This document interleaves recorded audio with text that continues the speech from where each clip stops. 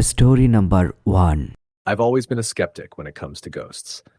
I grew up in a family that valued logic and reason above all else. My father, a scientist, often dismissed supernatural claims as misinterpretations of normal events. My mother, though a bit more open-minded, never fully believed in the paranormal. So for most of my life, I dismissed ghost stories as just that, stories. That was until the night I stayed at my cousin Emily's house. Emily and I grew up close, though she lived in a small town about 3 hours away from me. Our families would visit each other on holidays, but after high school, I didn't get to see her much. She invited me to stay with her for a weekend a few months ago, so I decided to take a break from my busy schedule and spend some time with family. Her house was a beautiful old colonial-style home located at the edge of town. It had a tall, gabled roof and large, arched windows. The front door was covered with vines, giving it an old, mystical feel.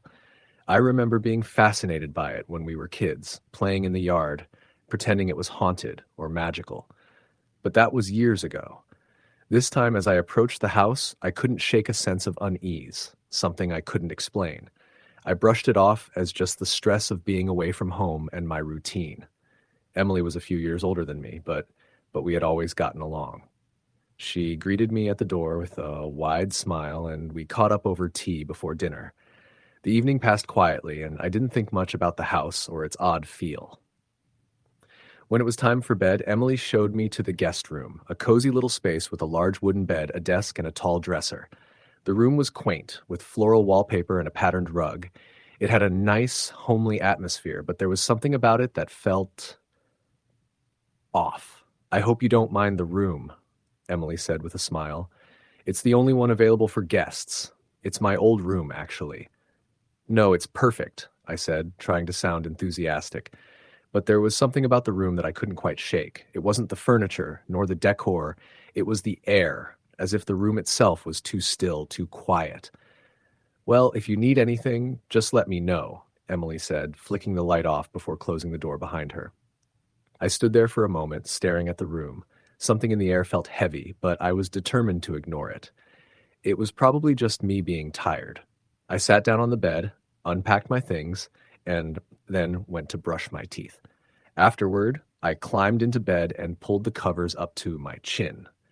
That's when I first heard it, a soft sound like a light tapping against the floor. It was coming from underneath the bed. I couldn't place it at first, so I told myself it was nothing. Maybe it was a creaky floorboard or the house settling, but it persisted. A slow, rhythmic tapping, almost deliberate. I got out of bed and crouched down, shining my phone's flashlight under the bed. There was nothing there, just the usual dust and shadows. Still, the noise continued, faint and almost imperceptible. It was as if something or someone was lightly tapping its fingers on the floor, just out of sight. I pulled the bed away from the wall, shining the light deeper into the dark corners, but again, nothing. There was only the dust, the quiet.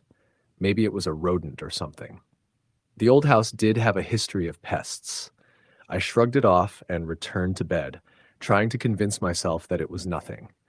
I stared up at the ceiling, hoping to get some sleep, but every few minutes the tapping would return, a soft but persistent reminder that I wasn't alone in the room. By the time I finally managed to drift off, it was already well past midnight. The next morning, I woke up groggy but determined not to let the previous night's events bother me. Emily greeted me with a bright smile when I came downstairs. "Sleep well?" she asked, handing me a cup of coffee. I hesitated for a moment. "Yeah, just a little strange. The house creaks a lot at night, doesn't it?" Emily's smile faltered for a second. "Oh, it's just the house settling. It's old, you know. But if it bothered you, we could move you to the other guest room." I shook my head quickly. "No, it's fine. I'm just being paranoid." I tried to push the memory of the tapping from my mind and spent the day with Emily, enjoying her company and reminiscing about old times. But as night approached, I felt a familiar unease creeping back in. I tried to shake it off, but it was hard not to think about the events of the previous night. That evening after dinner, Emily and I sat down in the living room to watch a movie. But just as I was about to settle in, I caught a glimpse of something out of the corner of my eye. The hallway leading to the guest room was dark, but I could have sworn I saw something moving near the door. My heart skipped a beat. Did you see that? I asked Emily, my voice trembling slightly. She looked at me, eyebrows raised. What? I thought I saw something in the hallway. Emily shrugged, a bit too nonchalantly. It's probably just a shadow. This house does weird things sometimes. I didn't argue, but the feeling of being watched only intensified. That night, as I was getting ready for bed, I noticed something new. The tapping had started again, only this time it was louder, more persistent, like someone was scratching the floor with something sharp. It was coming from beneath the bed, just as before. I took a deep breath and approached the bed slowly. I crouched down, my heart racing. The beam of light from my phone illuminated the dark space beneath the bed. For a moment, I thought I saw something dark moving just out of reach. I held my breath, staring into the darkness. Nothing. I stepped back, a cold sweat breaking out across my forehead. I tried to tell myself it was nothing. I wanted to scream, to call Emily, but I felt paralyzed. The noise didn't stop. It continued, a scraping sound, like something was being dragged across the floor. I jumped back into bed, pulling the covers over my head, hoping it would go away, but it didn't. Then came the whisper. A voice. Faint, distant, but unmistakable. Help me. I froze. It was a whisper, but it felt as though it was right next to my ear, as though it was coming from beneath the bed. I couldn't breathe. I couldn't move. I was paralyzed with fear. And then, as if responding to my fear, the whisper grew louder. Please. I scrambled out of bed, my legs trembling beneath me. I bolted to the door, threw it open, and ran downstairs without thinking. Emily was sitting in the living room, as calm as ever. Is everything all right? She asked, barely looking up. I was panting, my heart racing. I heard something, under the bed. She didn't react the way I expected. There was no surprise, no concern. She simply nodded, her expression unreadable. I figured as much, she said quietly. Figured? I echoed, confused. Emily sighed and stood up, walking slowly toward the staircase. It's been happening for years. It's something in the house. I don't know exactly what it is, but it's always been there ever since we moved in. I stared at her in disbelief. You've known about this? She nodded. It's not dangerous, not really, but sometimes it just wants attention. Sometimes it gets lonely. I couldn't understand what she meant. I had no idea how to process it. The thing under the bed, she added quietly, is a bear. It's been there longer than I have. It was here when my family first moved in. I didn't know what to say. The idea of something living under the bed, something that was waiting for me, watching me, was enough to make my stomach turn. I left the house the next morning, my mind racing, my body exhausted. I haven't spoken to Emily since. I don't know what happened in that house, but I know that I will never stay in another place like it again. I don't care if it's old or charming or beautiful. Some things, some places are better left alone. Story the end. Story number 2. I moved into my new apartment on a quiet street in the outskirts of the city. It was a small, one-bedroom place with faded wallpaper and creaky floors, the kind of apartment you expect to find when you're just starting out on your own. The rent was reasonable and the landlord seemed nice enough. It was close enough to work, and I didn't have to deal with noisy neighbors, at least not yet. The building itself was old, probably built in the 1950s, and as I walked through the narrow hallways, I could hear the occasional sound of pipes creaking and floorboards groaning, but nothing out of the ordinary for a building of its age. The bedroom was small but cozy, with just enough room for a bed, a dresser, and a small nightstand. The bed was an old wooden frame, which had a slightly musty smell. I didn't think much of it at the time.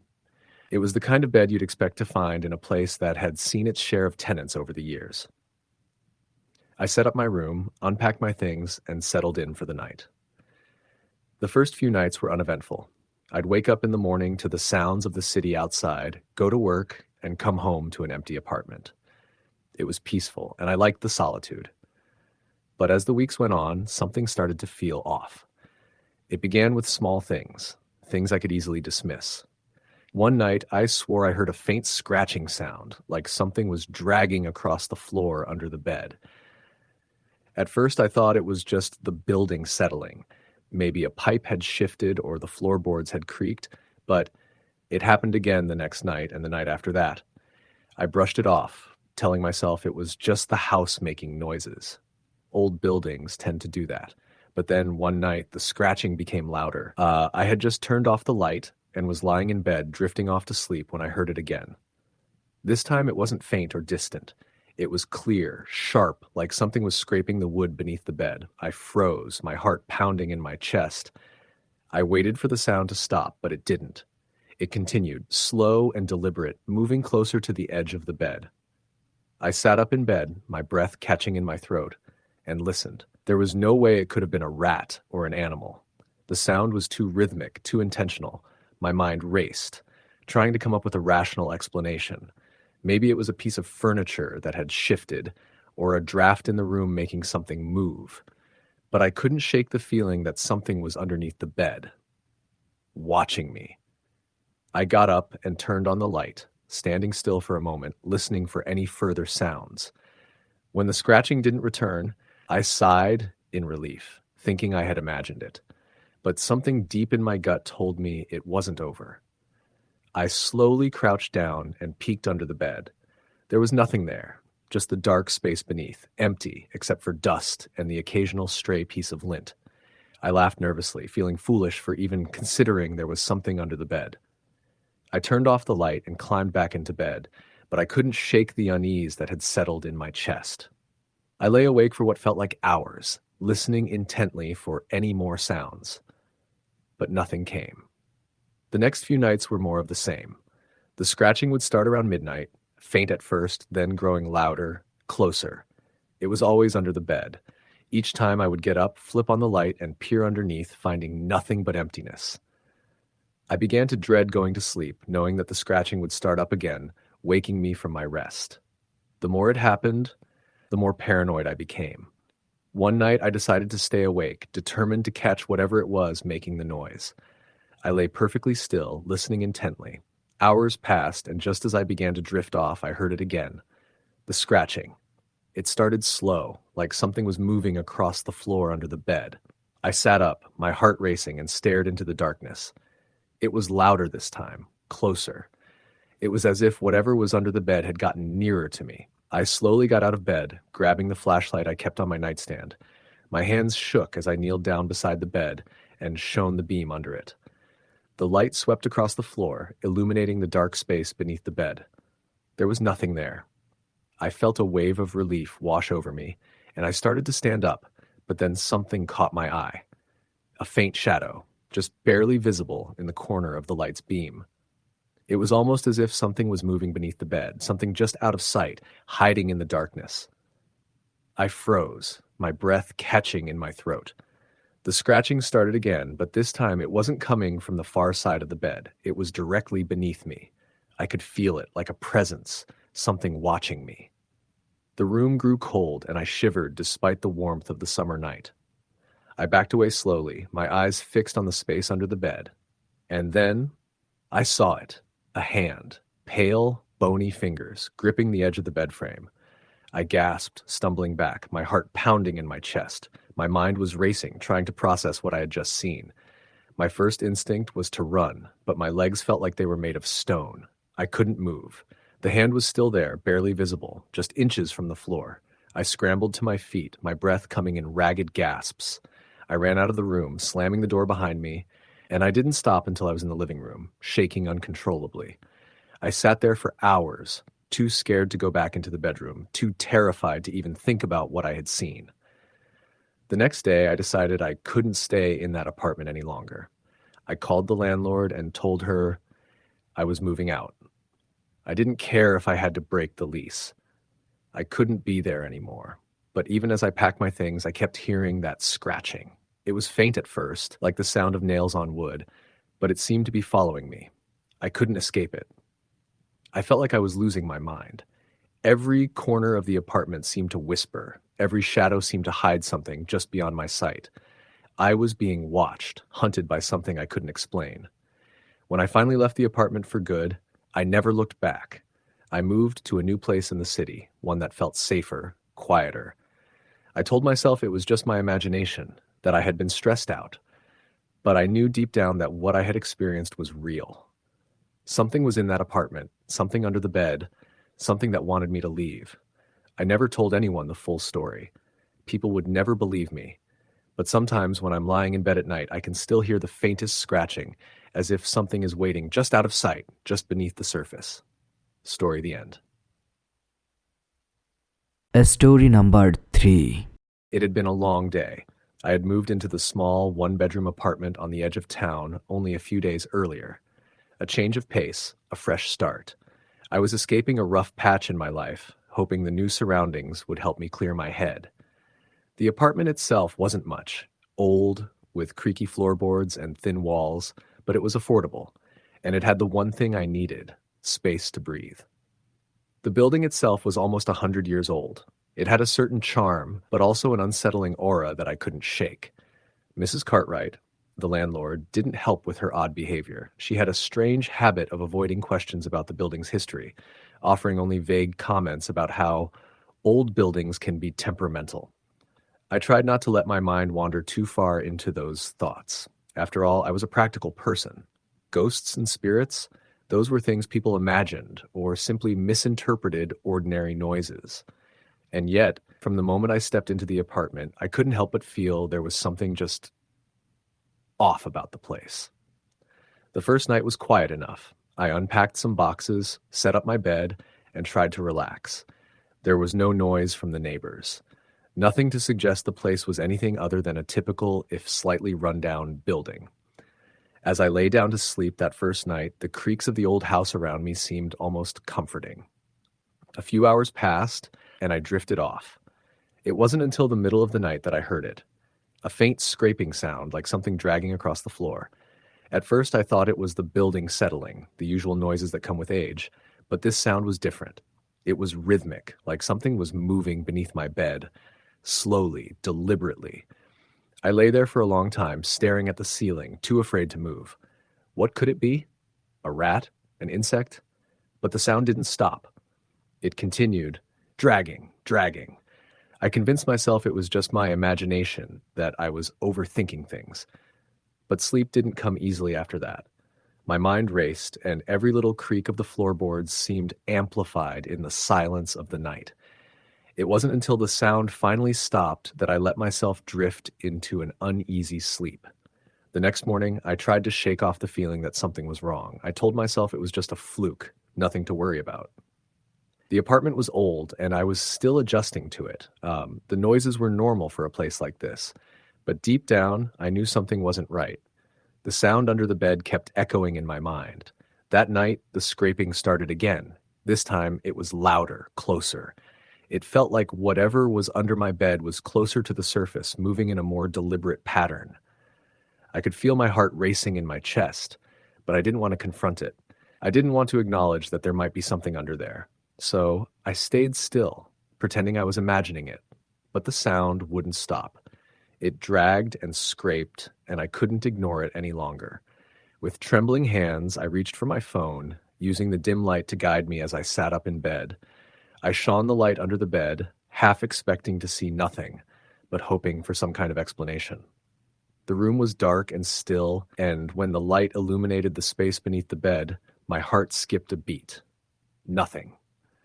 The space under the bed was empty. I could see clearly, and there was no sign of anything moving. No rats, no insects, no hidden object. But as I looked longer, something caught my eye. A small, faint shadow was cast at the far edge of the bed frame, something I hadn't noticed before. I could swear it looked like a hand, long, pale fingers stretching out from underneath the bed. I quickly turned off the flashlight and jumped back into bed, my pulse racing. I told myself it was nothing, that I had imagined it, that it was just a trick of the light. But the air in the room felt thicker now, like something was watching me, waiting. I lay in bed, frozen, too afraid to move. And then I heard it again, the dragging, scraping noise. But this time it was closer. I could almost feel it, as if something was right underneath the bed, just inches from my feet. I could hear the sound of nails dragging across the floor, rough and sharp. That's when the panic set in. I jumped out of bed and ran to the door, but I didn't leave. I just stood there, staring back at the bed, terrified. My mind raced, trying to make sense of what was happening. Was I dreaming? Had I fallen asleep and entered some kind of nightmare? But I knew I hadn't. I could feel the cold air in the room, the tingling sensation of fear creeping down my spine. I took a deep breath and tried to think logically. What could be causing that sound? I had checked earlier and there was nothing under the bed. There had to be an explanation. Maybe something had gotten caught, a piece of furniture shifted, or a small animal was hiding in the walls. But as I stood there waiting for the sound to stop, it only grew louder. It was no longer just dragging, it was scratching now, like claws dragging against the wood. I felt a sudden urge to flee. I didn't care if it was irrational, I just needed to leave. But I couldn't. My feet felt glued to the floor, as if some invisible force was holding me in place. And then I saw it. A figure appeared beneath the bed, rising slowly from the shadows. It was pale, almost translucent, but I could make out enough details to know that it wasn't human. The figure had a twisted, unnatural shape, its limbs too long and too thin. Its face was hidden in shadow, but I could sense its presence, cold, malicious, and ancient. The scraping noise stopped, and in the dead silence I heard a soft whisper. "Get out." The voice wasn't loud, but it was clear. It felt like the air itself was vibrating with the sound of it. I wanted to run, but I couldn't move. I was rooted to the spot, trapped by terror. The figure under the bed shifted, moving closer, its hand reaching out toward me. I didn't know what to do. I didn't know if this was real or if I was losing my mind, but I knew I had to get out of that room. I gathered every ounce of courage I had and bolted for the door, not daring to look back.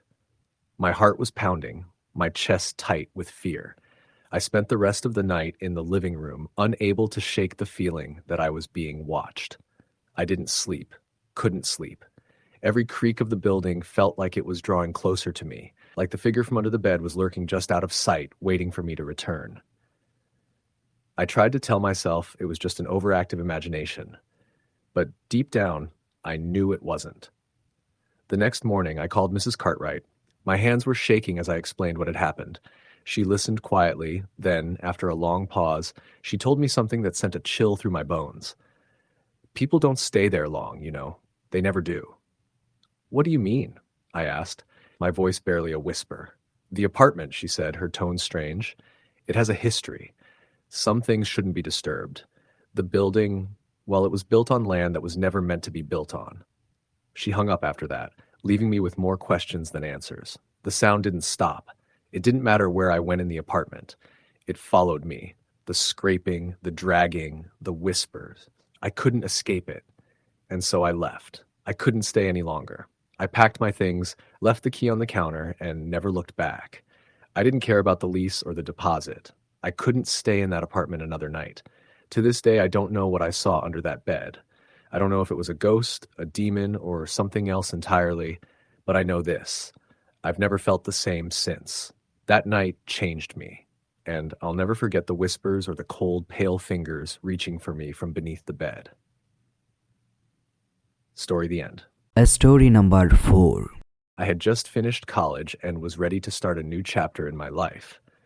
I had landed a job in a small city about 3 hours away from home, and it felt like the perfect time to get my own place. I found a modest apartment complex with decent rent, tucked away in a quiet corner of town. The apartment itself was small, just one bedroom, a living room, a kitchen, and a bathroom, but it was all mine, and that was enough. The building was old, probably built in the 60s or 70s. The landlord, a grumpy man named Mr. Carter, had been straightforward when showing me the unit. He mentioned the previous tenants had left abruptly, but didn't elaborate. I didn't think much of it at the time, chalking it up to the usual turnover of renters in an older building. At first, everything seemed normal. I moved in, unpacked my boxes, and tried to make the place feel like home. I got a secondhand couch, a cheap coffee table, and a bed from a local thrift store. It wasn't much, but it was comfortable enough. There were a few things that stood out, like the odd creaks in the floorboards and the sometimes musty smell in the hallway, but nothing that seemed out of the ordinary. For the first few days, I didn't think about the apartment much. I was too focused on adjusting to my new job and getting used to the routines of living alone. But then, one night, something happened that I couldn't explain. It was around midnight when I first heard it. I had just finished reading a book and was about to turn off the light to sleep when I heard a faint scratching sound coming from under the bed. At first, I thought it was just the wind or the building settling, but the sound grew louder and more distinct, like something was scraping against the floor beneath me. My heart skipped a beat, and I sat up in bed, straining my ears to listen. The sound continued, a slow, deliberate scraping that seemed to come from directly underneath the bed. I froze, my breath catching in my throat. There was no way it could be the wind. The sound was too specific, too close. I got up and cautiously approached the bed, the floor creaking beneath my feet as I moved. I knelt down and looked under the bed, shining a flashlight around the space beneath. There was nothing there, just a few dust bunnies and an old sock I had dropped the day before. I felt a mix of relief and embarrassment. I must have imagined it, I thought. But as I climbed back into bed and pulled the covers up around me, I couldn't shake the feeling that something was wrong. I lay there in the darkness, listening for any more sounds. But the apartment was silent again. I tried to dismiss it as my imagination running wild. But the next night, the sound came again. At first, it was soft, a faint scratch, followed by a pause, and then another. It was almost as if something was pacing back and forth beneath the bed, dragging its nails along the floor. My heart began to race again, and I sat up in bed, wide awake, staring at the dark corner of the room. This time, I didn't wait to investigate. I leaped out of bed and turned on the lights, shining the flashlight under the bed. There was nothing there, of course. The floor was empty, the room still, the air thick with silence. But as I stood there, a strange, unsettling feeling washed over me. It was as though I wasn't alone in the room, like there was something just out of sight, watching me. I shook my head and tried to laugh it off. Maybe it was just a rat or some other critter scurrying under the floorboards. I didn't know much about the building, but it seemed old enough that the floor wasn't exactly soundproof. But the noises didn't stop. Every night, around the same time, the scratching would return. It grew louder over the course of the next week. Sometimes I could hear what sounded like faint whispers mixed in with the scratching, a soft voice, just barely audible, like someone speaking under their breath. At first, I thought I was hearing things, but after a few nights, I was sure. It wasn't just the scratching. There was something or someone whispering under the bed. I started sleeping with the lights on, but that didn't help. The sounds continued, the whispers growing clearer as the days went on. I tried to ignore it. I convinced myself it was just the noises of an old building, creaks, drafts, the house settling. But deep down, I knew it wasn't just that. Felix, my cat, was the first to react. One evening, after a particularly loud scraping sound, I found him sitting by the bedroom door, staring into the dark space beneath the bed. His fur was standing on end, and his eyes were wide with a strange mixture of fear and curiosity. I tried to coax him back into the room, but he wouldn't budge. He kept staring, unblinking, at the floor. I shooed him away and shut the door, but something inside me was beginning to shift. I couldn't keep ignoring the fact that something wasn't right in that apartment. The whispers, the scratching, the way the air felt heavier in the room. There was something in that space beneath my bed. And whatever it was, it didn't want me there. That night, I couldn't sleep at all. I lay wide awake in bed, my eyes darting to the floor, listening intently. I was certain something was going to emerge from beneath the bed, something that had been there all along, waiting for the right moment. Around 3 a.m., the noises grew louder. The scraping was followed by a heavy thud, as if something had just been dragged across the floor. I jumped out of bed, my heart hammering in my chest. This time, I didn't even bother to check under the bed. I backed out of the room and stood in the hallway, my body trembling. I didn't know what to do anymore. I had tried everything I could think of, searching the room, talking to the landlord, even calling pest control, but nothing made the sounds stop. I felt like I was losing my grip on reality. It was as if the apartment was slowly consuming me, trapping me in a nightmare that I couldn't escape. The final straw came one night when I woke up to find the covers twisted around my legs. It wasn't just the usual tossing and turning. The blankets had been pulled off in a deliberate manner, as if someone had been tugging at them while I slept. My heart pounded in my chest as I sat up, the sheets still tangled around my legs. I looked around, but the room was empty. I didn't know what was under the bed anymore, and I didn't want to know. The next day, I packed up my things in a hurry and left. I didn't tell anyone about what happened in that apartment. I couldn't. Who would believe me? How could I explain that the sounds, the whispers, the feeling of being watched, all of it had been real?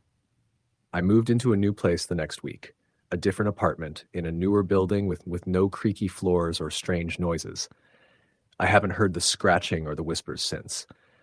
But sometimes, when I lie in bed at night, I still feel it, the presence lurking just beneath me. I still hear the faintest scratching, like nails scraping against the floor. And sometimes when I wake up in the middle of the night, I swear I see a shadow moving underneath the bed, just out of sight, waiting. Story, the end. Story number 5. It was my first real apartment, one of those charming but old buildings that had character in spades. I had found it after months of searching in an area that was just far enough from the bustle of the city to feel peaceful, but close enough to everything I needed. The rent was cheap for the location, and the landlord was a friendly woman named Mrs. Harper who had lived in the building for years. She had shown me the apartment, a small but cozy one-bedroom unit, and I instantly felt at home. The floors creaked with every step I took, and there was a certain smell in the air, faintly musty, like it hadn't been aired out in a while, but nothing I couldn't handle. I moved in quickly, unpacking my things and settling into the space. The apartment had a nice living room with big windows that let in a lot of light, and a tiny kitchen that I barely used. The bedroom was small but comfortable, with just enough room for a bed, a dresser, and a small nightstand. I placed my bed against the wall near the window, looking out over the small courtyard below. I liked that it was quiet and removed from the noise of the streets. It felt peaceful, like a perfect escape from the world. The first few days went by without incident. I was still adjusting to living alone after leaving my parents' house, but I enjoyed the freedom. I would come home from work, make myself a quick dinner, and then spend the rest of the evening reading, watching TV, or scrolling through my phone. It was a simple, uneventful routine, but I liked it. But then, on the fourth night after I moved in, something strange happened.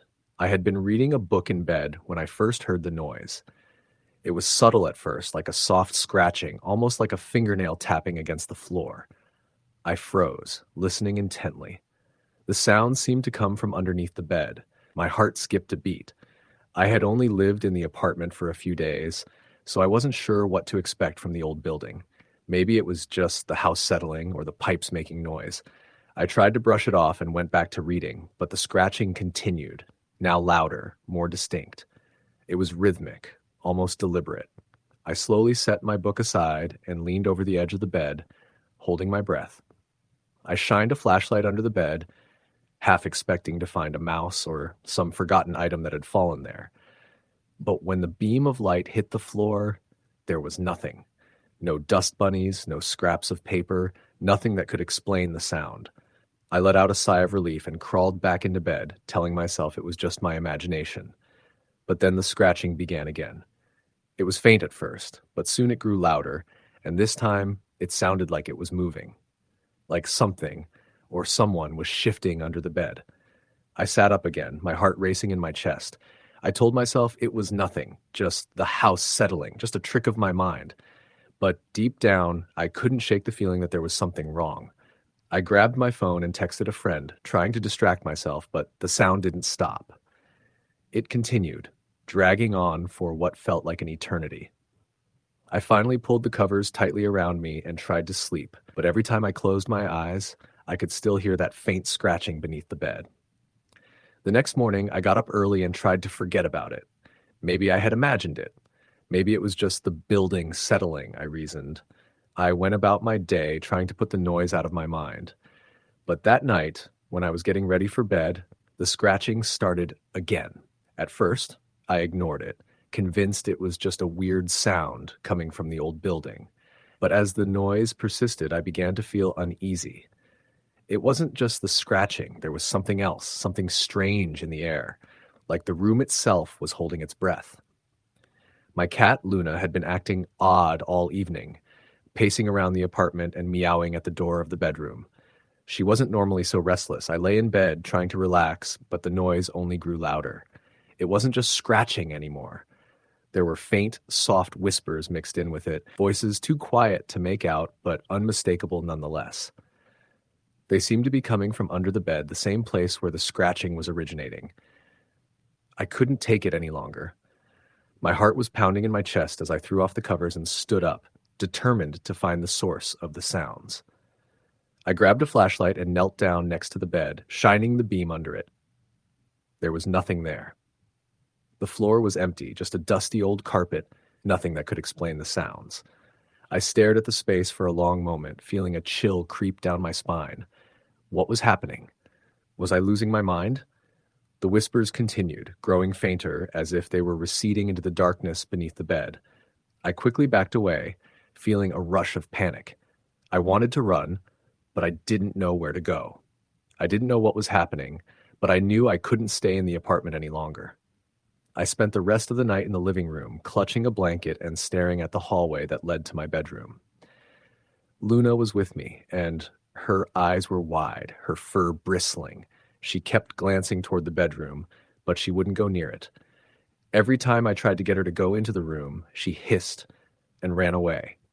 The next day, I called Mrs. Harper and told her about the noises.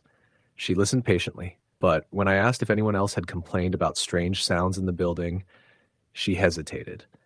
"Well, no one's mentioned it, but the building is old," she said. "It has its quirks. You just need to get used to it." I wasn't convinced, but I thanked her and hung up. I couldn't shake the feeling that there was something more going on in that apartment, something I couldn't explain. That night, I decided to check under the bed again, convinced that maybe I had missed something. I moved the bed away from the wall and got down on my hands and knees, shining the flashlight into every corner. At first, it seemed normal, but as I looked closer, I saw something. A small, dark stain on the floorboards, right beneath where the bed had been. It wasn't large, but it was dark and out of place, as though something had been there for a long time. I reached out to touch it, but before my fingers could make contact, a sharp scratching sound came from beneath the floorboards, followed by a low, guttural whisper that seemed to grow louder and clearer. "Get out!" The words sent a wave of terror through me, and I scrambled back, knocking the flashlight out of my hand. I couldn't breathe, couldn't think. I grabbed my phone, shaking, and dialed the first number I could think of. Mrs. Harper. When she answered, her voice was calm, but I could hear the faintest edge of concern in her tone. "You need to leave the apartment," she said simply. "You don't belong there." Before I could ask her why, she hung up. The line went dead. I didn't sleep that night. I couldn't. Every time I closed my eyes, I saw that dark stain beneath the bed, and I heard those words echoing in my mind. "Get out!" I didn't return to the apartment after that. I stayed with a friend for a few weeks, but the memories lingered, haunting me. I never went back to Mrs. Harper's building. A part of me was curious, wanting to know more, but the fear that gripped me when I thought about what had happened was enough to keep me away. It's been years since I left, and I still don't know what I experienced in that apartment, but I do know one thing. I'll never forget the sound of the scratching, the whispers from under the bed, and the words that still echo in my mind to this day. Story the end. Story number 6.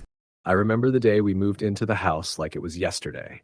It was a Sunday in late October, the weather cool and crisp, the leaves falling around us in a flurry of amber and gold. My parents had been talking about moving for months, and after some searching, they finally found a place that seemed perfect for us, a large old house on the edge of town. It was the kind of house that had character, the kind of place that whispered of secrets hidden behind its peeling walls and creaky floors. We were excited, my younger sister Lucy and I, even though we knew the place was old and a bit run down. But we didn't mind. It was ours now, and we were going to make it a home. The house had been abandoned for quite some time. The real estate agent had mentioned it had been owned by an elderly couple who had passed away, and their children had moved away long ago, leaving the house to rot in silence. There was a quiet eeriness to it, an almost haunting stillness, but didn't bother us. Not at first. Our first night in the house was uneventful, except for the usual settling noises that old houses tend to make. The wind outside would shake the branches of the trees, and the house would groan and creak as if it were alive. Lucy and I had always loved the idea of living in an old house, so the noises didn't scare us. If anything, it made the place feel more alive, more full of history. We spent our first night exploring the house, finding hidden corners and forgotten rooms. There was an attic with old furniture covered in sheets, a basement that smelled faintly of mildew, and a small room off the kitchen that seemed to lead nowhere, just a dark space with a broken window. But it was my room that would end up being the most unsettling. It was the largest bedroom at the back of the house, with a wide window that overlooked the overgrown garden. The walls were a faded blue, the floorboards scratched and uneven, but the room was cozy enough. I chose the room right away, not really thinking much of the odd feeling that settled in my chest when I stepped inside. There was a bed, an old wooden frame with a quilt that looked like it hadn't been touched in years. The mattress was sagging in the middle, but it would do for now. I didn't mind. My mind was already racing with the possibilities of what this new life would bring. I could picture myself in the room, reading books by the window or lying in bed late at night, dreaming about the future. It wasn't until the second night that the strange things began to happen. I woke up in the middle of the night, suddenly aware of a cold draft that seemed to have seeped into the room. The wind had picked up outside, but this was different. This felt wrong. I pulled the covers tighter around me and glanced toward the window, but the curtains were drawn tight, and I couldn't see anything outside. I tried to settle back into bed, but the unease wouldn't leave. Something about the room felt different, as though it had shifted, grown darker. I lay still for a moment, listening to the usual creaks of the house, trying to find comfort in the familiar sounds.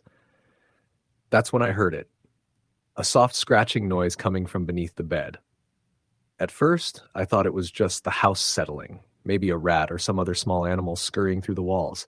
But as the noise continued, it grew louder, more distinct. It wasn't random scurrying, it was deliberate, slow, methodical, like something was moving under the bed. My heart began to race, and a cold sweat broke out across my forehead. I forced myself to stay still, afraid that if I moved, whatever was under the bed would hear me and come closer. I stared at the dark space beneath the bed frame, the shadows twisting in the corners of the room. The noise continued, growing more frantic, more desperate, like whatever was there wanted to be found.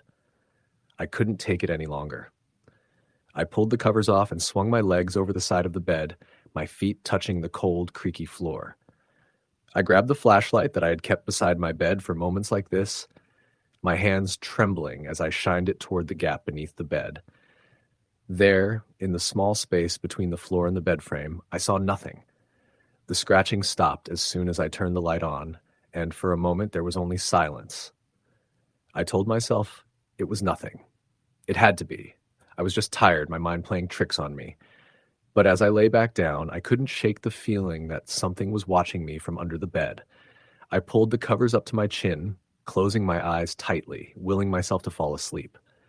But sleep didn't come easy that night, and the scratching continued, just faint enough for me to hear it, but not enough to pinpoint its source. The next day, I mentioned the noises to my parents, but they dismissed it. It's probably just the house settling, my mom said, or maybe a squirrel in the attic. My dad agreed, nodding absent-mindedly as he went through boxes in the living room. They didn't seem too concerned, but I knew something wasn't right. I spent the next few nights staying up later than usual, staring at the space under my bed, half expecting something to emerge from the shadows, but nothing ever did. The scratching stopped, but the feeling of being watched never left. Every time I walked into my room, I felt it, an unshakable presence that seemed to hover just out of sight. Then, about a week after we moved in, Lucy came to me with her own story. "I think there's something in my room," she said, her voice trembling as she sat on the edge of my bed. "I keep hearing noises like something's moving around under the bed. It's not mice or anything. It sounds like something bigger." I was immediately taken aback. "You heard it too?" I asked, my voice barely a whisper. Lucy nodded, her eyes wide. "I don't want to sleep in there anymore. I feel like something's going to grab me if I get too close to the bed." I wanted to reassure her, to tell her it was just the house, but I couldn't. I didn't know what to say. I couldn't deny that something strange was going on. We were both scared, but neither of us knew what to do. The following night, I decided to take matters into my own hands.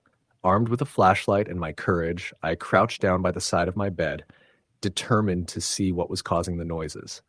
My heart raced as I peered into the dark space under the bed, the beam of light cutting through the shadows.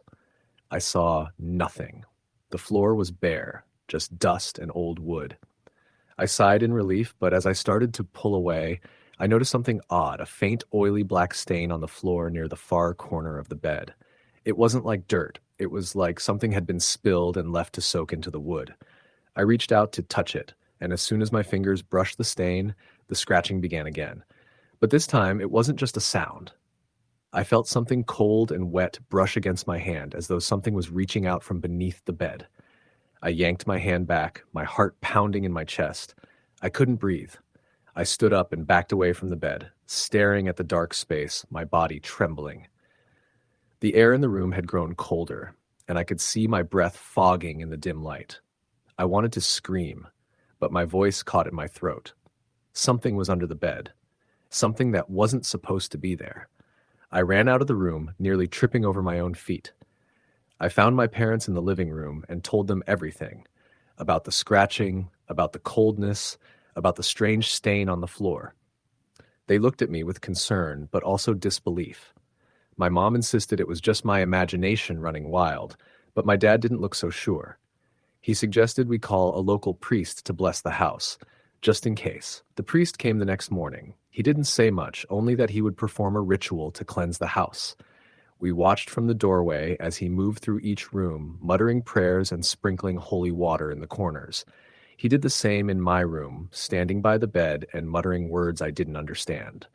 Afterward, he left, telling us the house was free from anything evil. But I knew better. That night, the scratching returned, and this time it was worse than ever.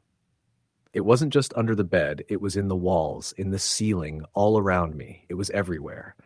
I couldn't escape it. It felt like the house itself was alive, breathing, waiting for something, waiting for me. I didn't sleep that night. I couldn't. I sat in the corner of my room, clutching a flashlight, waiting for whatever it was to show itself. It never did. But I knew something was under the bed, something that had been there long before we moved in, and it wasn't going away. Story the end. Story number 7. It was a cold and windy evening when I decided to stay at my cousin Sarah's house. I had recently moved to the city for a new job, and although I had settled into my apartment, I hadn't had a chance to reconnect with many people back home. Sarah and I had grown up together, spending most weekends running around her family's large old house on the outskirts of town. I remembered her home fondly, with its creaky wooden floors and the comforting smell of baked goods in the kitchen. It felt like a safe place to be, full of laughter and warmth. I was staying at her place for a few days, as she had invited me to visit and catch up. Her parents were out of town for the weekend, leaving her with a quiet, empty house.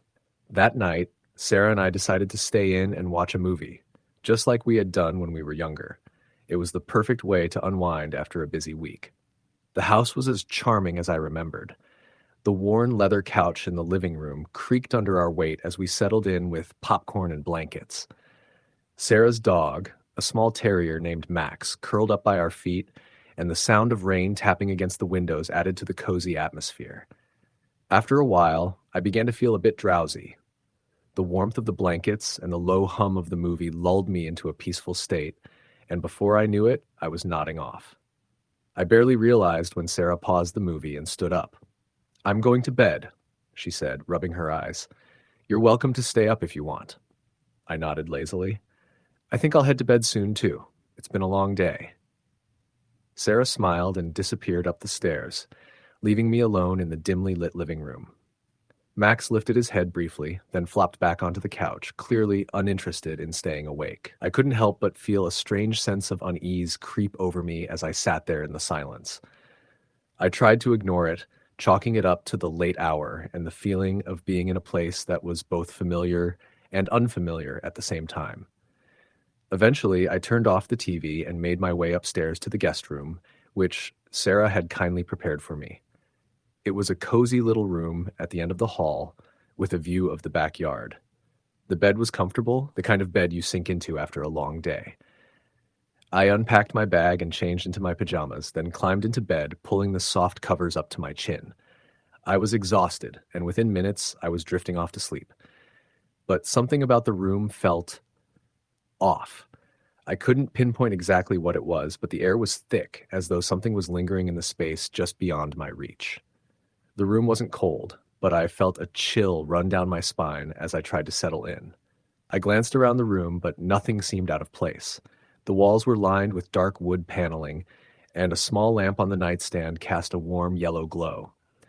It should have been calming, but instead it felt oppressive, like the room was holding its breath, waiting for something. I shook off the feeling and turned over, facing the wall. The wind howled outside, and I listened to the sound of the rain beating against the window. My mind began to drift again, but just as I was about to fall asleep, I heard it. A soft noise, almost imperceptible at first, a light scratching sound as though something was gently tapping against the floor. I froze, my heart skipping a beat. At first, I thought it was just the wind or the house settling, but the sound continued, growing a little louder with each passing second. It was coming from beneath the bed. My breath caught in my throat. I sat up in bed, straining my ears to listen more closely. The tapping continued, faint but unmistakable.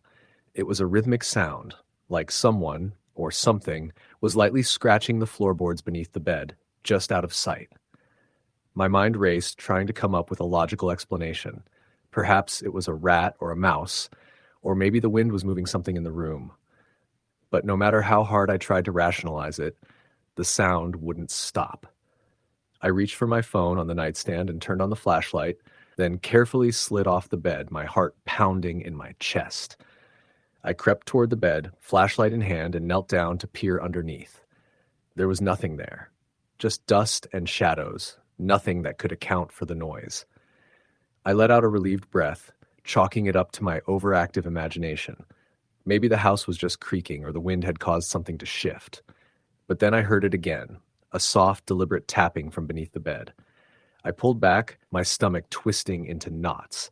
There was no way this was just the wind.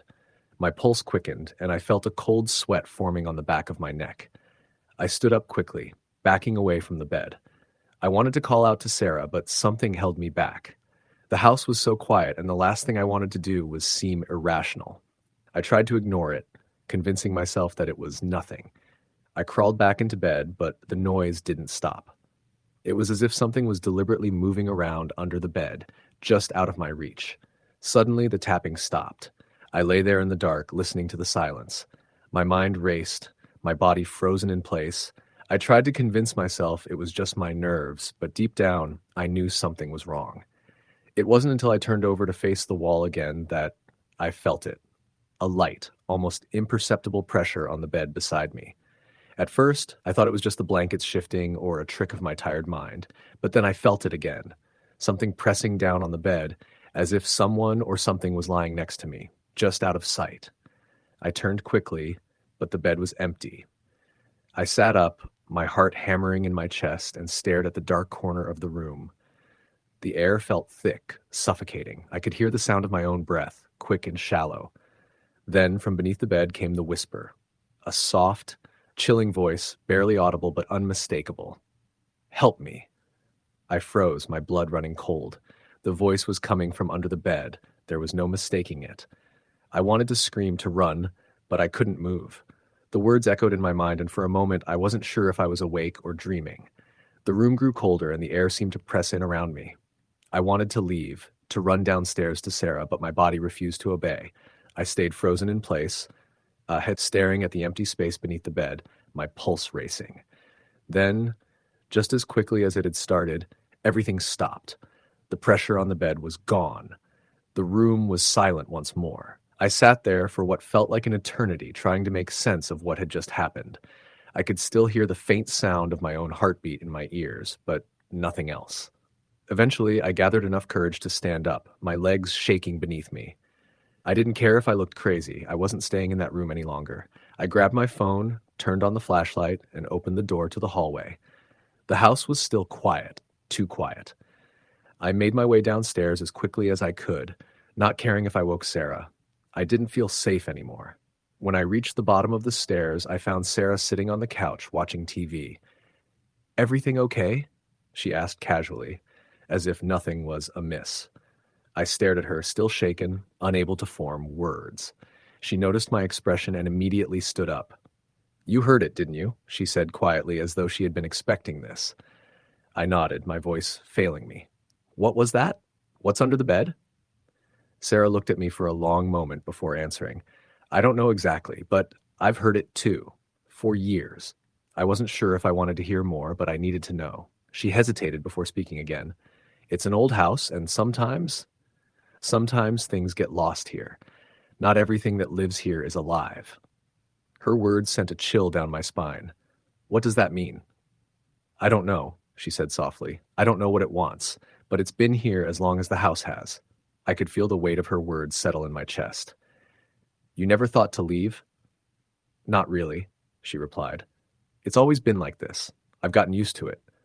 I didn't know what to say to that. I didn't know how to process what had just happened or how long the thing under the bed had been waiting there. But I knew one thing for sure. I wasn't going back into that room. I didn't sleep at all that night. I ended up staying with Sarah for another day, but I couldn't shake the feeling that something was watching me from just out of sight, waiting. I've never gone back to that house. I don't know what's under the bed or what it wants, but I know I'll never forget the whisper, the tapping, and the feeling that something in that house wasn't meant to be there. Story, the end. Story number 8. I never thought much about ghosts. I'd heard the stories, of course. Everyone has. But I always dismissed them as just that, stories. I considered myself a practical person, someone who relied on logic and reason to explain the world around me. And even though I'd always heard rumors about that particular apartment complex, I didn't let it bother me. My new place was small but affordable, tucked in a corner of the city where rent was cheap, and I was glad to be out on my own after a few years of sharing apartments with roommates. I was 26 and finally felt like I had everything under control. The building was old, probably built in the 1920s, with creaky floorboards and narrow hallways. The apartment itself was on the third floor, a one-bedroom unit with faded wallpaper and a kitchen that looked like it hadn't been updated in decades. I didn't mind, though. It had character. Plus, the rent was low, and it was exactly what I needed for my first place of my own. The first night I spent there was quiet, uneventful. The kind of night you'd expect in a new apartment, with the sounds of the city in the distance and the faint hum of traffic outside. I slept soundly, unpacked a few boxes, and settled into my new routine. But soon, things began to change. Small things, things I could dismiss at first. I would hear faint sounds at night, scratching, dragging noises. At first, I thought it was just the apartment settling. The building was old, after all. Things creaked. But over time, the noises seemed to get louder, more deliberate. They weren't random noises from a settling building. They were something else entirely. It started in the middle of the night. I woke up to a soft scratching sound, like something was dragging across the floor under my bed. I figured it was probably a rat or something, although the apartment seemed too clean for that. I didn't get up immediately. I tried to brush it off, thinking it was just the wind, or maybe the pipes in the walls making odd noises. But the sound continued, rhythmic, like fingernails dragging against wood. It was getting louder. After a few minutes, I decided to check. I sat up in bed, the sound still ringing in my ears, and turned on the lamp beside the bed. I peered into the dark space beneath the bed frame, my heart beating faster as I imagined what could be there. There was nothing. The floor was clean, except for a few dust bunnies pushed against the baseboard. I breathed a sigh of relief, shaking my head at myself for getting so worked up over nothing. But over the next few nights, the scratching persisted. It wasn't just once in a while. It became a nightly event. Every night, right when the clock struck 3 a.m., I would hear it again.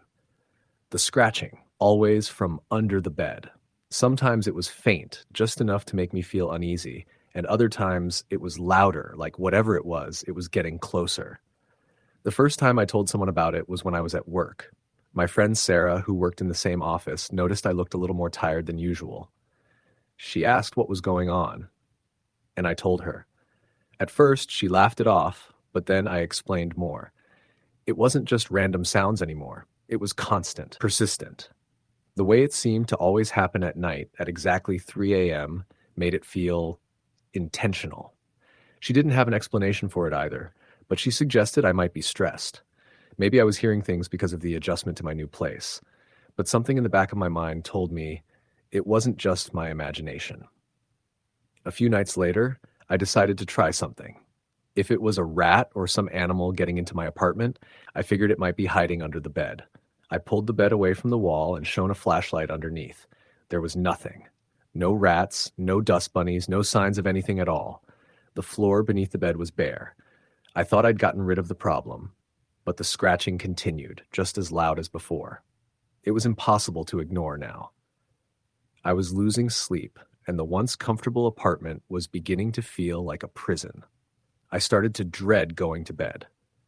I began to leave the light on when I slept, hoping it would keep whatever it was at bay. Then came the night when everything changed. I woke up to a different kind of sound. The scratching was still there, but now it was accompanied by a soft thudding noise, like something was moving beneath the bed. At first, I thought it was my mind playing tricks on me, but the sound was unmistakable. It was like someone was trying to crawl out from under the bed. I felt my stomach drop. I lay there paralyzed with fear, trying to convince myself that it was nothing, maybe the wind or the building shifting again. But the thudding continued, growing louder, closer. I couldn't take it anymore. I jumped out of bed, grabbed the flashlight from my nightstand, and knelt down beside the bed. The flashlight beam swept across the floor, illuminating the space beneath the bed. For a second, I saw nothing. The floor was empty. But then, just as I was about to stand up and turn off the light, I saw it. A shadow, moving beneath the bed. It was quick but unmistakable. My heart pounded in my chest, and I felt a chill wash over me. I turned the flashlight beam on it again, but this time there was nothing there, just the dusty floorboards. I couldn't explain it. I was shaken, my hands trembling as I slowly stood up, my mind racing. I wanted to get out of the apartment, but I didn't know where to go. It was the middle of the night. I tried to calm myself down, telling myself it was just my mind playing tricks on me, that it was nothing. But I couldn't shake the feeling that something was under there, watching me. The next day, I called my landlord. I didn't know what to say, but I asked if anyone had reported strange happenings in the apartment before. She was polite, but she sounded slightly uncomfortable. She told me there had been a few tenants who had complained about unusual noises in the past, but that the building was old and things like that were to be expected. I couldn't believe it. I wasn't imagining it, the sounds, the movement under the bed. It was real. That night the scratching returned. But this time, it was different. It was louder, more frantic. I heard the thudding again, the sound of something crawling beneath the bed, and then something else. Breathing. It was soft at first, but then it grew louder until it sounded like something was right next to me. I froze, unable to move, unable to scream. My chest felt tight, and I could feel my pulse pounding in my ears. I slowly turned my head, peering into the dark. I didn't want to look under the bed again, but I couldn't help it. I had to know what it was. I slowly lowered myself to the floor, shining the flashlight under the bed, my breath coming in shallow gasps. The beam of light flickered as it swept across the floor, and then I saw it. 2 eyes, pale, almost glowing in the dark, staring back at me. There was no shape, no body, just the eyes. I gasped and scrambled back, knocking over the lamp beside the bed. The eyes never moved, just stared at me, unblinking. I could feel my heart pounding in my chest, my breath coming in ragged gasps. I didn't know what it was or how it was possible, but I knew I couldn't stay in that apartment anymore. The next day, I packed up my things and left. I didn't care about the lease. I didn't care about the inconvenience. I just had to leave. I found a new place a few days later, and I haven't been back to that apartment since. I never spoke about it to anyone. What would I say? Who would believe me? I still hear the scratching sometimes, in the dead of night, and the memory of those eyes haunts me. I don't know what was under that bed, or why it followed me, but I know one thing for sure. I'll never forget it. Story the end. Story number 9. I moved into my new apartment on a crisp fall afternoon, eager to start fresh. My old place had been full of memories I was trying to escape, and I was determined that this new chapter in my life would be different. The apartment was in an older building, something with character, old wooden floors, high ceilings, and vintage fixtures. I was charmed by its worn charm and the peace that seemed to seep through the walls. I didn't think much of the building's age or the fact that it had a slightly eerie feel. I was just looking for a quiet space to live, to reflect, and to heal. I spent the first few nights settling in. There was a strange kind of silence in the apartment, almost like it was holding its breath. The neighbors were quiet, and I didn't mind the creaks and groans of the building. They made it feel alive somehow. It was on the third night that things began to change. I had finished unpacking and had decided to relax on the couch for the evening. The dim light of my floor lamp created a soft glow, and I felt at ease. But then, as I settled into the quiet, I noticed something strange. A noise from my bedroom. It was subtle at first, almost imperceptible. I tried to ignore it, thinking it was the house settling or maybe an animal scurrying in the walls. But the noise grew louder, a soft scraping sound, like nails dragging slowly across wood. I froze. It wasn't coming from the walls or the ceiling, but from beneath my bed. The noise was so specific, so deliberate, it sent a chill down my spine. My first thought was that maybe I had left something under the bed, a forgotten box, a piece of furniture, anything. But when I got up to investigate, there was nothing. I shone my phone's flashlight under the bed, scanning the space. It was empty, save for dust bunnies and a few stray bits of paper. There was no reason for the noise to have come from there. Yet, as I stared into the dim shadows beneath the bed frame, I felt something I couldn't explain. A presence. I quickly pulled myself away from the bed, trying to shake the feeling. I told myself it was just my imagination running wild, that I had gotten spooked by the unfamiliarity of the apartment. But that night, I couldn't sleep. The sound continued, intermittent scraping like something moving slowly beneath my bed, dragging something heavy and unnatural across the floor.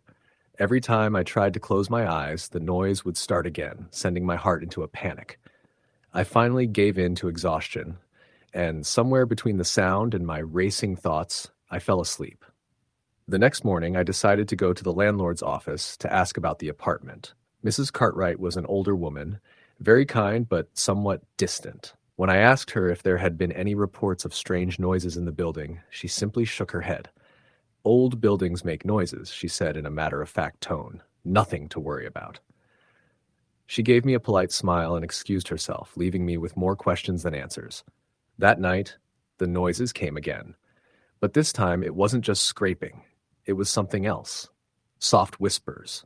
The kind that are almost too quiet to hear, but just loud enough to make you question your sanity. I could feel the air in the room grow heavier, colder, as though something was drawing near. The whispers grew louder, then stopped. Silence. And then the unmistakable sound of something or someone dragging itself slowly across the floor. It was under my bed again. My heart raced as I slowly sat up, trembling in fear. I knew I had to look again, but I was paralyzed by terror. The rational part of me wanted to call it a figment of my imagination, but I knew it wasn't. Finally, I summoned the courage to shine my flashlight under the bed. My breath caught in my throat as the beam swept across the floor. Nothing. No movement. No sign of anything beneath the bed. But the air felt wrong. There was a heaviness in the room that I couldn't explain. It felt like something was watching me, waiting for me to make a move. I backed away from the bed slowly, trying not to make any noise. As I turned to leave the room, I heard it. A soft guttural sigh, so close to my ear I could almost feel the breath on my skin. I spun around, my heart pounding in my chest. There was nothing there. But the air was thick with something I couldn't understand, a presence that made my blood run cold.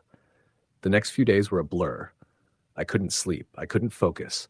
The noises persisted, dragging and scraping under the bed, as if something or someone was trying to get out.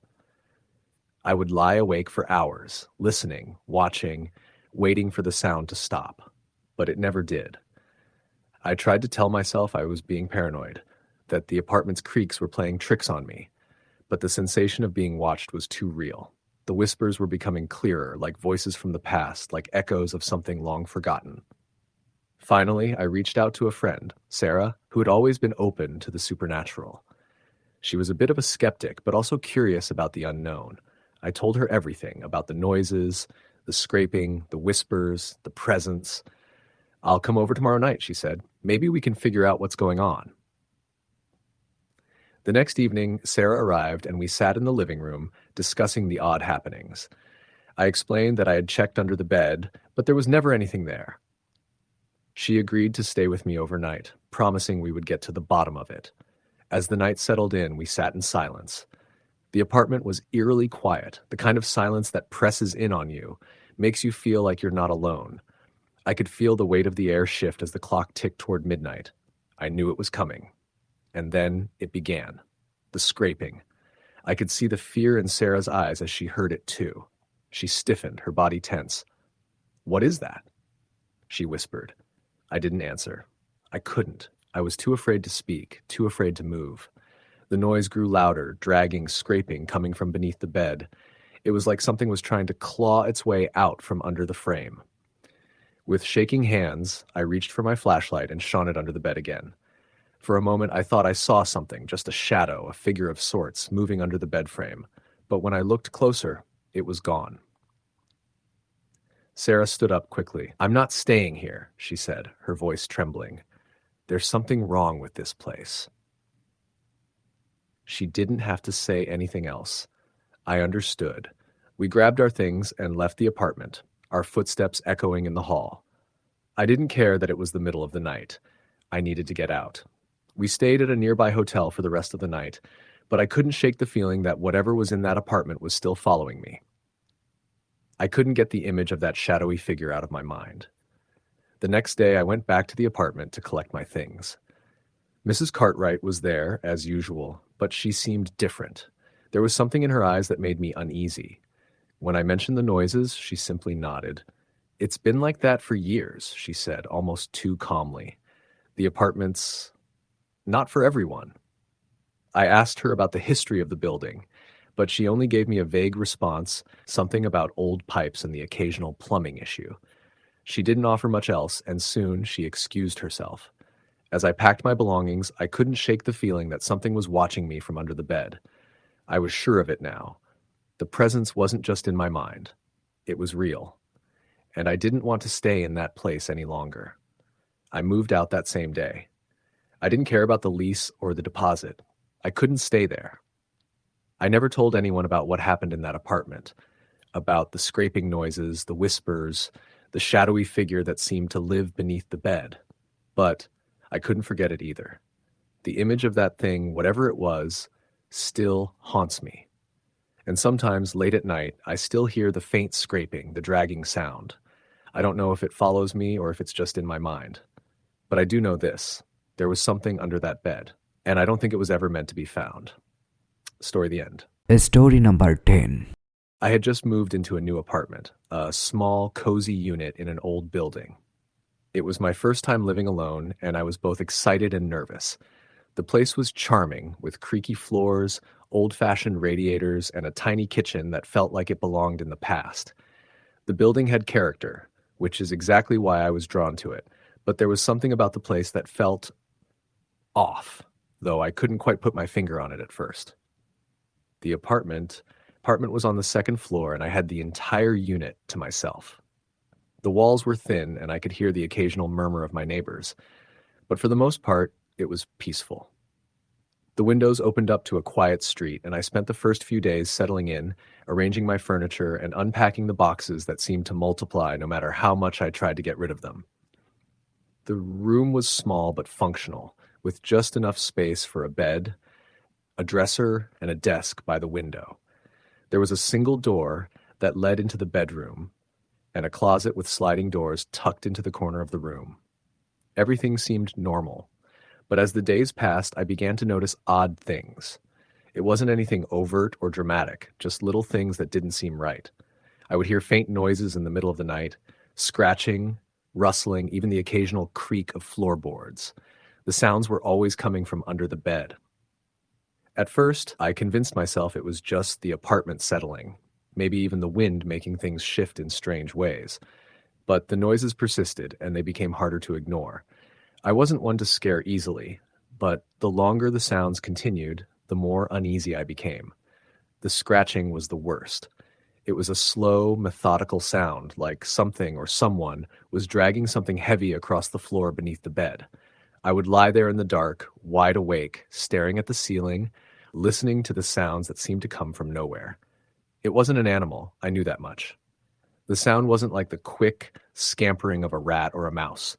It was deliberate, calculated, almost as if whatever was under the bed was taking its time, moving carefully and quietly. I didn't want to believe it, but after a few nights of the same strange sounds, I started to wonder if I wasn't alone in the apartment. The first time I decided to investigate, I pulled the covers back, swung my feet off the side of the bed, and grabbed my phone. The flashlight illuminated the dark space under the bed. I moved cautiously, not sure what to expect. I didn't know if I was hoping to find something or hoping I wouldn't. As the light flickered, I looked under the bed, scanning the floor for anything unusual. There was nothing. Just a few dust bunnies and some old stray socks that had clearly fallen under the bed over time. Nothing that could explain the noises. I chalked it up to my imagination and went back to bed. But the noises came again the next night, and the night after that. I began to lose track of how many nights it had been. The scratching continued as if the same thing was happening over and over. It became a constant, nagging presence in my life, something I couldn't escape. And yet, I was still afraid to look under the bed again. I didn't want to confront whatever it was. I didn't know if I could handle the truth. It wasn't just the scratching anymore. Other things started happening too. Small things, subtle things. The air in the room grew heavier, colder. Sometimes I would wake up in the middle of the night and feel an intense pressure on my chest, as though something was hovering over me, watching me while I slept. I tried to ignore it, but I couldn't deny that something was wrong. I was being watched, and I wasn't sure by whom or what. One evening, after another sleepless night, I decided I had had enough. I needed to confront whatever was going on in my apartment. I couldn't live like this, constantly on edge, too afraid to sleep. I grabbed a broom from the kitchen and carefully approached the bed, ready to face whatever was under there. My hands were shaking, but I knew I had to do it. I crouched down, pushing the broom under the bed to see if anything moved. For a moment, there was nothing. Just the usual space under the bed, a dark, dusty area where things seemed to go unnoticed. But then the broom hit something. I pulled it back quickly, my heart pounding in my chest. I knelt down and cautiously peered under the bed. The light from my phone illuminated the floor, but I didn't see anything unusual. No items, no shadowy figures, just the familiar empty space. But then something caught my eye. A small, dark stain on the floor, near the edge of the bed. It wasn't large, but it was enough to make me feel uneasy. I reached out with trembling fingers, touching the spot. It was damp, cool to the touch. My stomach turned, and I quickly pulled my hand away. That's when I heard it again. A soft, scraping sound. It was coming from under the bed. I leapt to my feet, my heart racing, and backed away from the bed. The sound stopped abruptly, leaving only the eerie silence in its wake. I stood there, frozen, my breathing shallow. My mind raced, trying to make sense of what was happening. It felt like something was trying to communicate with me, to get my attention. But what? I didn't wait to find out. I grabbed my phone and called a friend, desperate for someone to talk to, someone who might have an explanation for the strange things happening in my apartment. I briefly told her about the noises and the strange happenings. She was sympathetic, but dismissed it as my mind playing tricks on me, probably due to the stress of living alone. But I wasn't convinced. There was something wrong with the apartment, something I couldn't ignore anymore. That night, I decided to leave the apartment and stay with a friend for a while. I couldn't bear to sleep in that bed another night, not knowing what might be lurking just beneath it. I packed a bag and left, feeling a strange sense of relief as I walked out the door. I didn't return to the apartment for a few days. When I finally did, I couldn't shake the feeling that something was waiting for me. The apartment felt cold, too cold, as though the warmth had been sucked out of it. The air was thick, almost suffocating, and the silence was deafening. I knew I had to go back under the bed. I had to face whatever was there, or I would never be able to move on. I had already avoided it for too long. With my heart pounding in my chest, I crawled down to the floor, flashlight in hand, and shone the beam under the bed once more. This time, the space under the bed was empty, save for a few bits of dust and an old, worn-out box I hadn't noticed before. But as I reached out to grab the box, something caught my attention. There, in the corner, were small, fresh scratches on the floorboards. They were too deep to be from anything ordinary. They were fresh, as if someone or something had dragged its nails across the wood not long ago. And then I heard the whispers.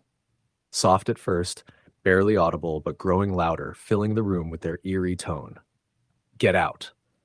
I jumped back, my breath caught in my throat, the flashlight shaking in my hand. I had heard the voice before, the same voice that seemed to echo in my mind whenever I was alone in that apartment. I didn't stay another second. I grabbed my things and left. I didn't look back. I never returned to that apartment. I never found out what was under the bed or why the whispers had been following me. But I knew one thing for certain. Whatever it wasn't human. Story the end. Story number 11. I'll never forget the night we moved into that house. It was the first of many nights that would shake me to my core, changing my perception of what's real and what isn't. My family had just bought this large, old Victorian house on the outskirts of town. It had that classic charm, the kind that looks beautiful in photos, but when you step inside, you realize there's something just a little bit off about it. The house had been vacant for years, and I always found it strange that it had been on the market for so long. But my parents were ecstatic.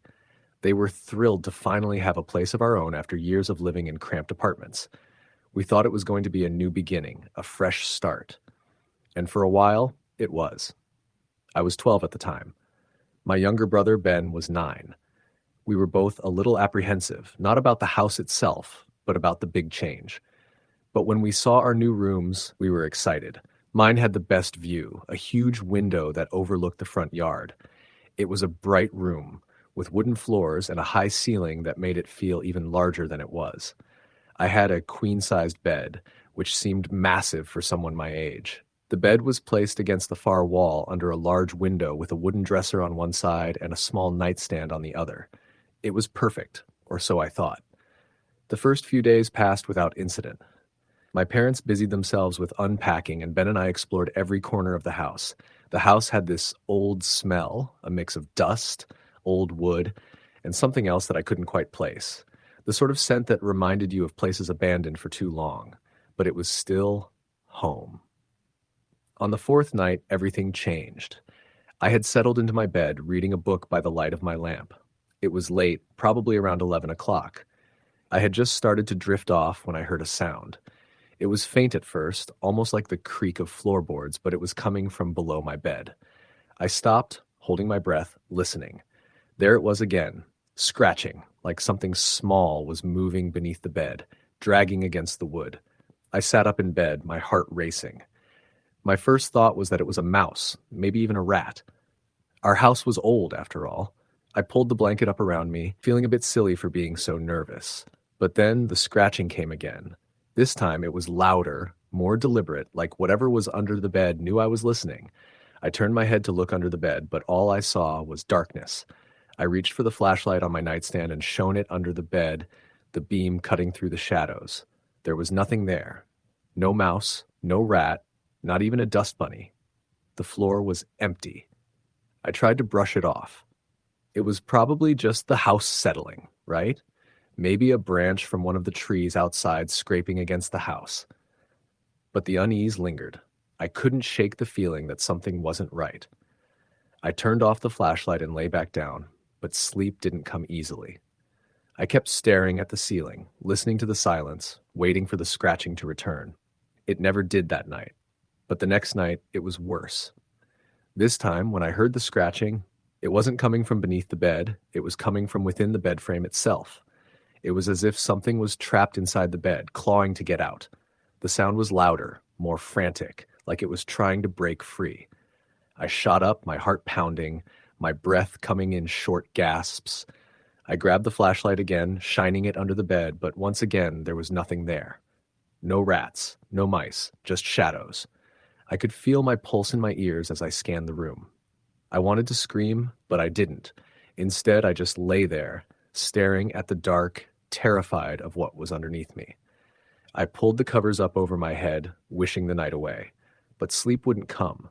The longer I lay there, the more I felt something pressing in on me, as though the room itself was closing in. The next morning, I told my parents about the noises. Of course, they laughed it off. "It's just the house settling," my mom said. "Old houses do that." But deep down, I could tell they were both a little uncomfortable. They hadn't heard the sounds themselves, but something in the way they avoided my gaze told me they weren't convinced either. Still, they assured me that I was just imagining things. But I wasn't imagining it. The sounds didn't stop. In fact, they grew worse. One night, I woke up in the middle of the night to the unmistakable scratching again. Only this time, it was different. It was closer. It felt like something was right next to me, crawling along the floor beneath my bed. I froze, my breath caught in my throat. My room was pitch black, the only sound the frantic scratching. Then, in the silence that followed, I heard something else. It was a whisper, soft, almost inaudible, but unmistakable. "Help me." I couldn't move. I couldn't speak. I just lay there, paralyzed with fear, my mind racing to make sense of what was happening. I wanted to turn on the light, to call out for my parents, but I couldn't. The words wouldn't come. All I could do was listen as the scratching continued, followed by that eerie whisper. I don't know how long it lasted. It could have been minutes or hours, but eventually it stopped. The room fell silent, save for the occasional creak of the house settling. My heart was pounding in my chest as I tried to calm myself. I couldn't even move to get up. I just lay there, staring into the darkness, too afraid to make a sound. The next day, I told my parents what had happened. They listened more seriously this time, but they still didn't seem convinced. My dad checked under the bed for any signs of rodents or pests, but there was nothing there. He checked the attic, too, the basement, everywhere he could think of. He even brought in an exterminator to look for any hidden nests. But still, there was nothing. No sign of any animals, no strange marks on the floor. That night, I lay in bed, wide awake, listening for the scratching. I had made peace with the idea that it was just my imagination, that the house was old and creaky. But as the night wore on, I began to feel that same pressure, that same oppressive weight that had settled in before. The scratching started again, louder now, as if something was moving beneath the bed. I didn't dare look under it. I was too terrified. Then I heard it. A soft, dragging sound, like something heavy being dragged across the floor. My heart was in my throat. I slowly lifted the blanket off and swung my legs over the side of the bed. I reached for the flashlight on my nightstand, trying to steady my shaking hands. I held the beam steady as I aimed it under the bed. There, at the far corner, I saw it. A pair of pale, bony hands, clutching the edge of the bed frame. The fingers were long, unnaturally long, and the skin was gray, almost translucent. I felt my blood run cold as I stared at the hands, unable to move, unable to breathe. I couldn't believe what I was seeing. My mind screamed at me to run, to get out of the room, but my body refused to obey. Then the hands slowly began to pull themselves further into view. They were attached to a body, or at least what used to be a body. The figure was hunched, its limbs twisted and distorted. Its face was pale and gaunt, with hollow eyes that seemed to look right through me. It opened its mouth, and I could hear that same whisper again, only this time it was clearer. "Help me, please." I couldn't take it anymore. I bolted from the room, running through the house, my heart racing. I didn't stop until I reached my parents' room. I slammed the door open and screamed for them to wake up. I don't know what I expected them to do, but I couldn't be in that room any longer. They came running, but by the time they got to my room, there was nothing there. The bed was perfectly normal. There were no signs of anything unusual, no marks on the floor. It was as if nothing had happened. They tried to comfort me, but I could see the uncertainty in their eyes. They didn't want to admit it, but they couldn't deny the terror I was feeling. We moved out of the house a week later. It wasn't just the figure under my bed that terrified me. It was the feeling of being watched, of never being truly alone. The house felt alive, as if something or someone was always lurking just out of sight. And no matter what we did, it never went away. I couldn't shake the image of those pale, bony hands reaching out from under the bed. Some nights I still hear the scratching. Story the end.